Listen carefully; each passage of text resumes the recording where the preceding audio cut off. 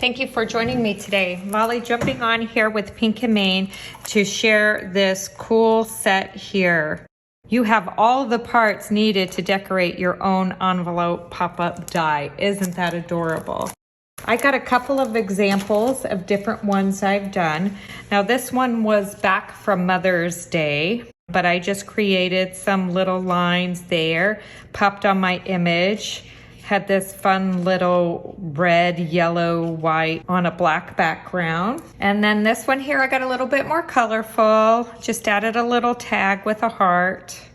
Isn't that pretty? And all of that little checkerboard background there, and the black and white really helps all those colors pop. And instead of adding a sentiment to our little notebook page, I just popped that up there in front along the flowers. Here I took some sheets of Foilables, and these are just black toner sheets, 8.5 by 5.5 inches. And I took these and used some foil and then cut out all my floral images and my leaves and a little butterfly there, and added all of the floral bits to my notebook page there, and then floated that in the center.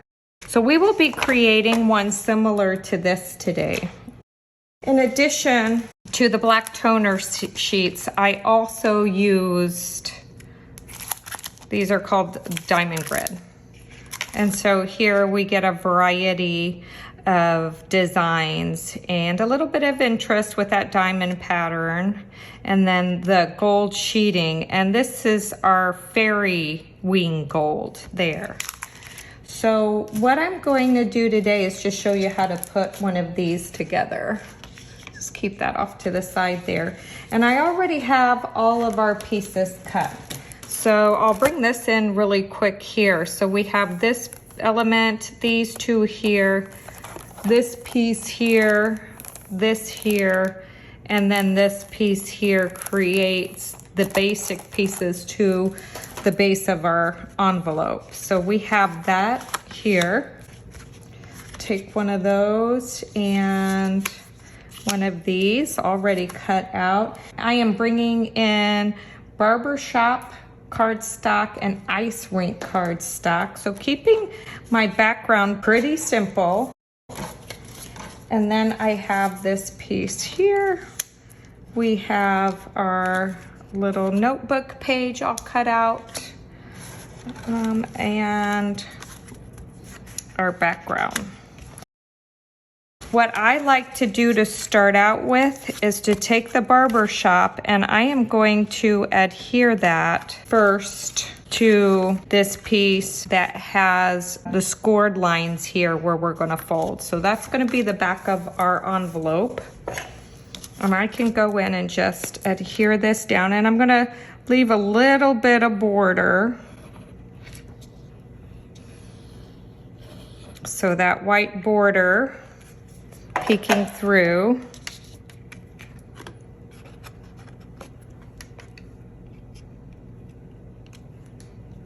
Whoop, I did not mean to drop that. There we go. That scared me for a minute. That just dropped right down. A little that way. There we go. And so that just creates the back of the backdrop. Back of our envelope. Press that down. And then I have these pieces here that I'll get a bone folder, and we can go ahead and score those. And these are actually going to just score in. You know what? I don't even think I need the bone folder. Those fold pretty good. I'm going to take this piece here, and this is going to be the front of our envelope. Okay, all of our pieces have already been pre-cut, and our little floral images that we want to decorate with. One thing you need to make sure is that this flat end, you see there's pointed ends and then a flat end. You're just going to match your flat end with your flat end of the envelope front here. Just like that. So then these pieces can be cut. And I like doing these outer pieces and getting them adhered first. That way I can straighten this piece here that goes in between and center that. So again, just lining it up so you have even borders here and here. Okay, all right, and then our second piece.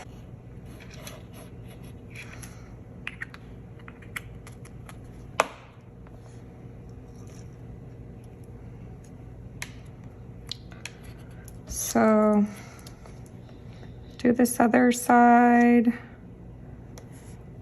creating even border there.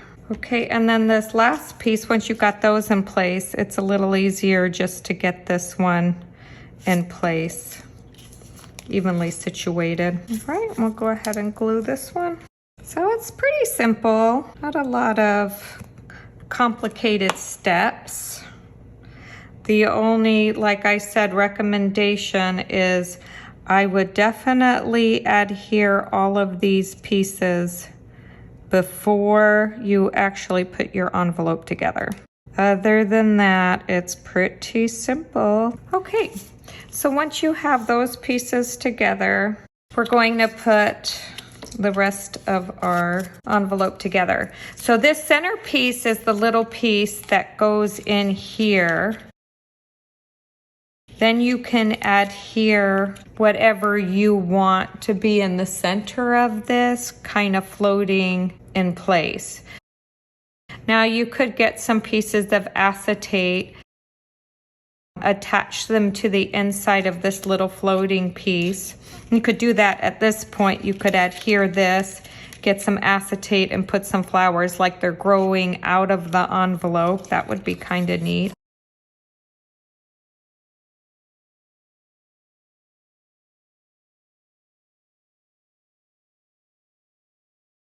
I judge about the center of this little space in between each fold, and then I adhere that in place. You could also just line up the edge here with that folding portion of the card if you wanted to. That would work too. And then do the same thing on the other side. So I'm going to bring this piece in, butt it up against that score line. Line up those edges there, and then just fold it until your adhesive adheres. And then we're just going to fold in these ends right here. And then we're just going to adhere the top portion of our envelope. So again, a little bit of adhesive on our wings here, or double-sided tape, whatever you're using.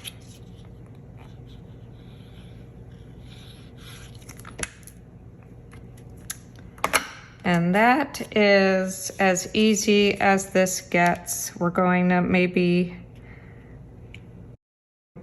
not adhere all of our floral images to this card today, but just to show you how to put this pop-up piece together. Just making sure you're lining up those edges so that it sits flat and that these edges are right along that fold crease and not over. And that is it. So we have our little floating image in the center here. And we have the base of our envelope, the edges of our envelope, and then this front portion. And then we can add the element, whatever element we want, whether you want to add flowers or you want to add the notebook page. And then all of these great sentiments and images that you can then build up and create whatever little special pop-up envelope display you desire and want to share with the special people in your life. Thank you so much for joining me today. You can find this kit right here called the Envelope Pop-Up Card Dies at pinkandmane.com, as well as other great items to make your crafting day fun. And until next time, keep living the creative life.